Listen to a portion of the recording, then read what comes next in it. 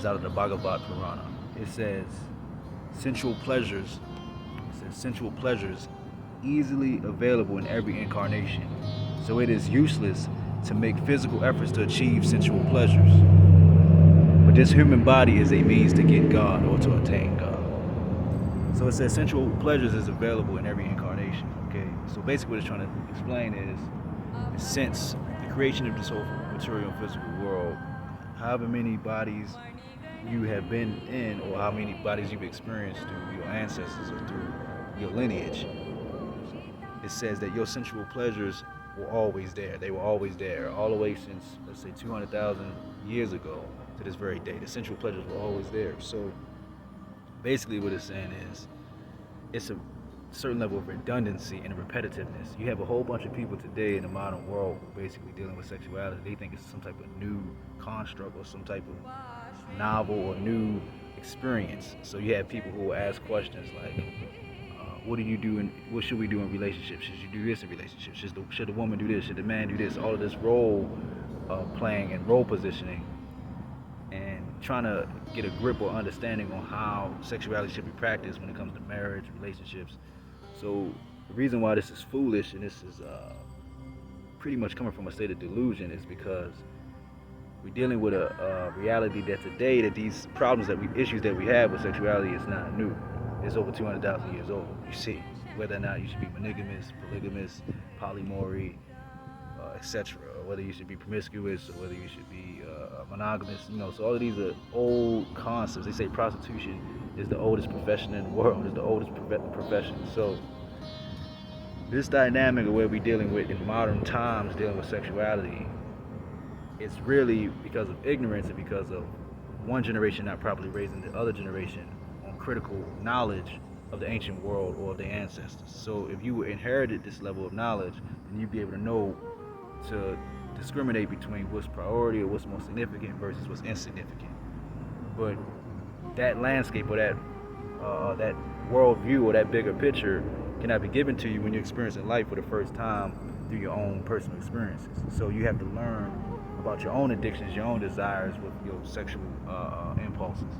And so that leads you to make mistakes, or it leads you to go into addictions that your ancestors had before you. And we're talking at least a couple thousand generations, so that ends up being a problem. Sensual pleasures are easily available in every incarnation, every time we inside of a body, whether it's animals, insects, etc. It says, sensual pleasures are easily available in every incarnation, so it is useless to make physical efforts to achieve sensual pleasure. So it is useless or meaningless, meaning you're wasting your time, because you've been there, done that. You've done it maybe a million times before. So it is useless to make physical efforts in this lifetime. Let's say you got 60 years, 75 years, some of us make it to 100, 120. But even in all of that time that we might perceive as abundant and very long, it's still a waste of time, Now, I'm not saying that the ordinary human that watches this shouldn't seek out family life and seek out a wife and children, Really, I would encourage you to do, because the spiritual holy path may be too straight and narrow, maybe too difficult.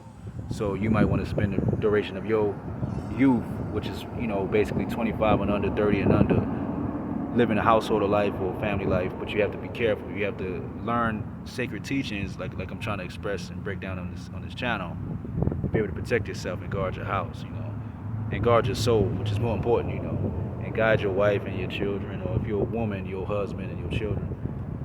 But basically, if you study the Eastern system, the spiritual system, they have four stages of life. You have brahmacharya, which is student, or like children, like the youth. Then you have householder. Then you have forest dweller. Then you have spiritual or ascetic, meaning spiritual man or ascetic, spiritual or holy man or holy woman or ascetic. So those are four stages. Some humans have the choice to go straight from brahmacharya, which is basically childhood, to sagehood or spirituality, to that fourth state, which is the highest of the spiritual states. But most humans, they have to be careful, because they may not have accomplished all of their karmic vasanas of vrittis. That means basically innate desires or mental impressions. They may not have accomplished them.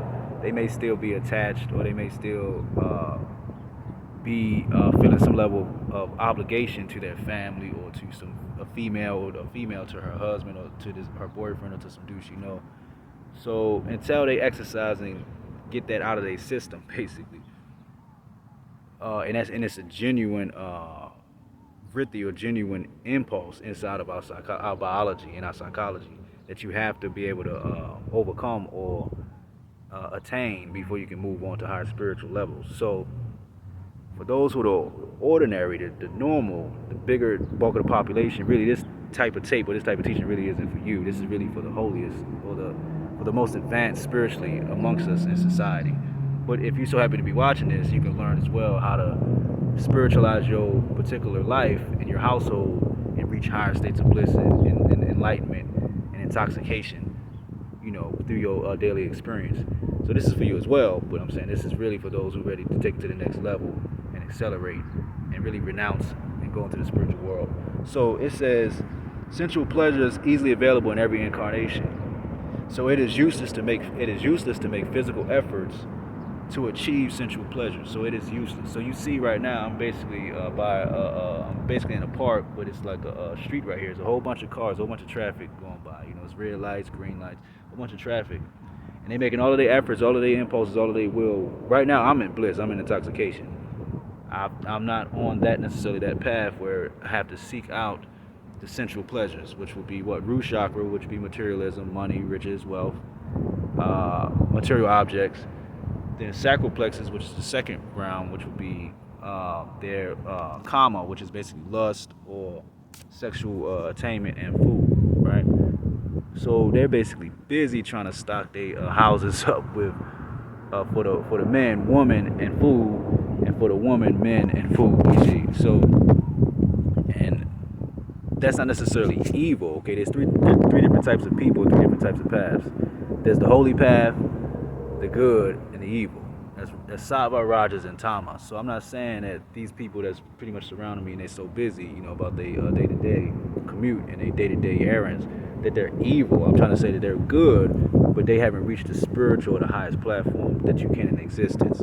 So they're pretty much distracted. They're under a veil of Maya, interpreting reality that they're doing good deeds. And that's okay, but what happens is the Western society is unexposed to what the Eastern and ancient African and Asian societies were, which is they have to be exposed to certain information that is really isolated and excluded to certain institutions, which might be spiritual institutions. So amongst those institutions, you have members of it that are sages, spiritual practitioners. You might say monks, holy men, holy women, and even the priests, because you always have a priesthood that works on the behalf of the people inside of a society or a village or a nation. The priesthood works and does the ceremonies on their behalf. But see, the sages and renunciates and monks, they don't necessarily are not necessarily emissaries or workers to be an emissary between the divine, the spiritual world, and the public or society. They go to the spiritual world their very self. They're not just an emissary. They go to the spiritual world themselves. So when you come across the spiritual information that I'm dropping, this is out of the Puranas and out of the Upanishads. When I'm dropping this information, this is coming from individuals who have dedicated their lives to being devoted and getting entry into the spiritual world, which is basically a higher state of consciousness. That's all, beyond our sensory experience ordinarily, because there's 4 states of consciousness. There's waking, sleeping, dreaming, and Turiya. Turiya means bliss or trance, like trance-like state. You can translate it as samadhi or nirvana. There's many words that are used all throughout different traditions. They say like the Holy Spirit, the Ruach HaKodesh in the Hebrew, in the Kabbalistic traditions. But the point is, ordinarily most people are walking around in waking state. You know what I'm saying? This is waking state. Now sleeping state would be those who are into intoxicants like alcoholics, and those who are addicted to drugs. They're in the sleep-like state. Now the dream-like state is those who may be into the arts, into music, and they use certain substances, maybe certain plants and herbs to go to the dream-like state. And they do meditate, they meditate and so on. They may play around with it or exercise around a little bit with it. But those that's in the 4th state, Turiya, those who are accomplished in their meditation or their spiritual practice, they are accomplished, meaning they reach a certain level of their hormones secreting and reaching another level of enlightenment or another level of perception of reality. You see, so that may be rare in the Western world, but what I'm doing with this information that I'm publishing here on this channel, this video, is to expand and spread more abundantly this particular tradition or this particular path, which is the fourth state, or the fourth stage of society. Remember, we said brahmacharya, householder, forest dweller, and spiritual ascetic or spiritual practitioner. So that's what we're trying to spread, is the spiritual practicing level, which is called Sanyasa, right? Sanyasa means the spiritual path. So moving on, it basically says sensual pleasures available in every incarnation, so it is useless to make physical efforts to achieve sensual pleasures. It's useless. It's meaningless. It doesn't have no meaning. You can find better substance in these higher worlds. The first 2 or 3 chakras are base and mundane, basically.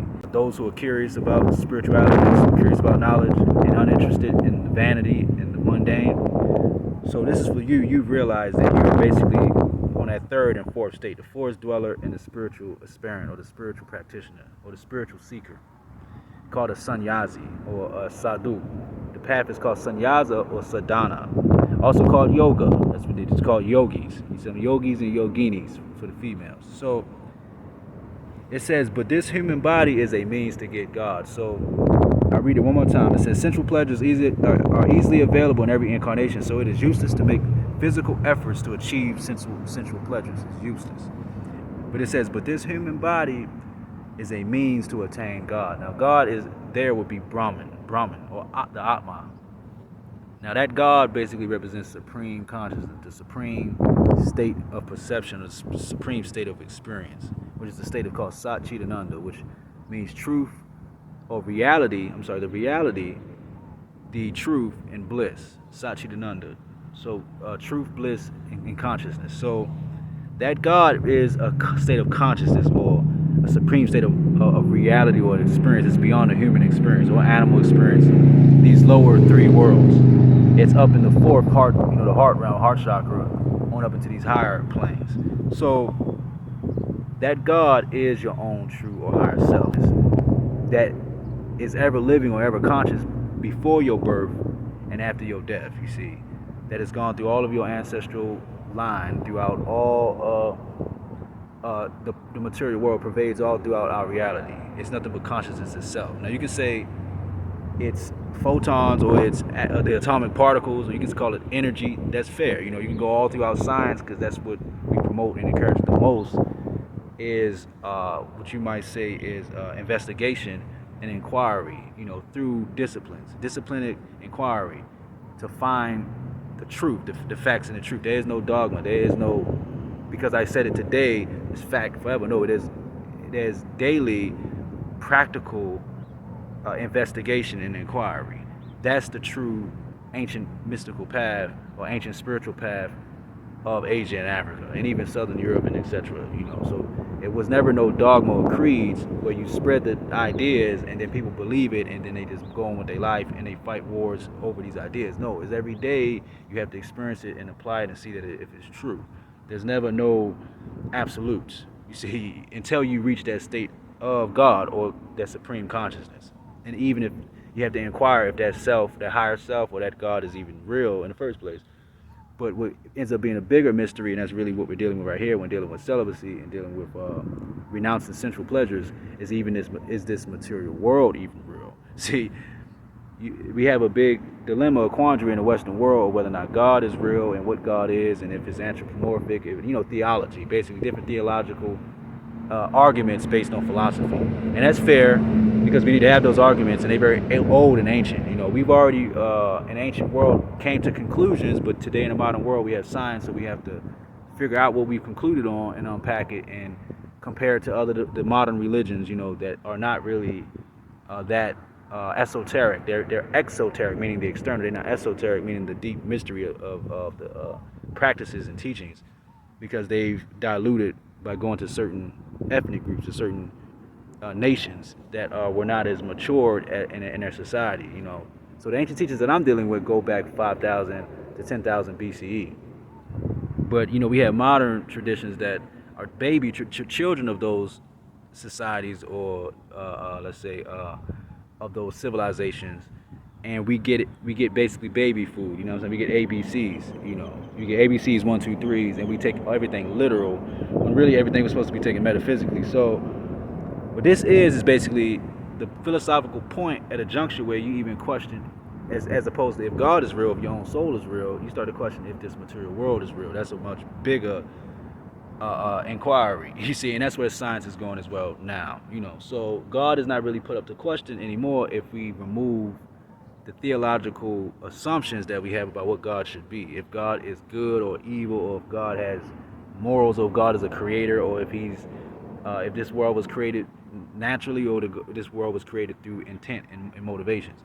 So beyond all of those constructs, what we do know is that consciousness and what we call the sensory sensation of consciousness or light, which is nothing but the atomic force. Like right now we have the sun, you know, the solar energy. But beyond that, the stars, and even beyond that, black matter and so on, the black hole, and etc. We know that consciousness is, and that is absolute. That is God. We don't have to color it blue or red or yellow or any other spectrum, which would be our own perception, meaning our own interpretation of good or evil and etc. No, we can just say it's just absolute. It's just God, it's consciousness, and that is the original mystery.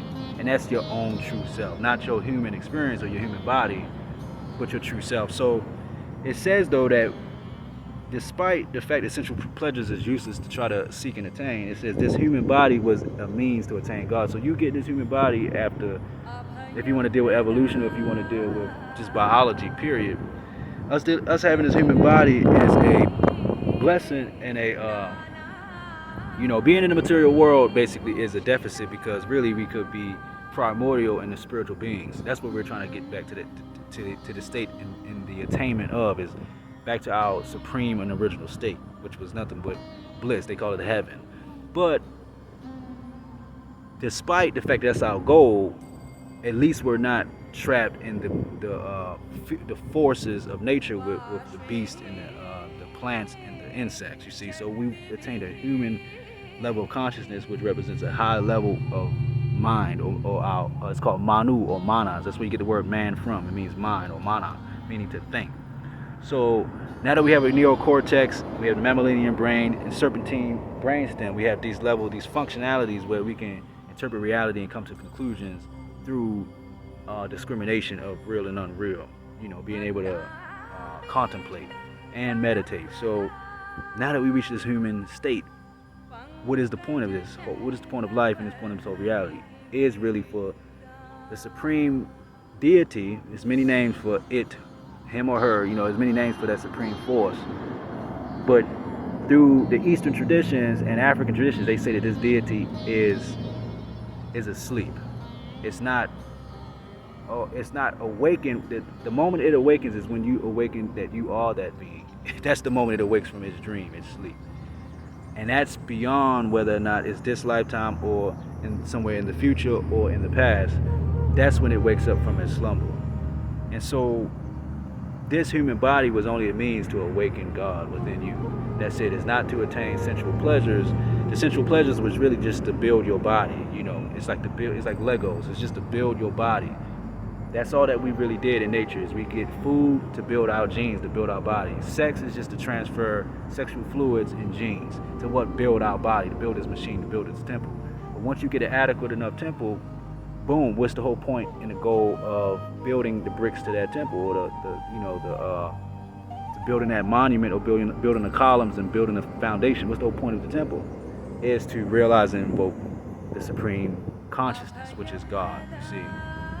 So in this sense, they say Brahman, or the Atma, the Pada Atma, meaning your own higher self, your own soul. So that's what this temple was built for.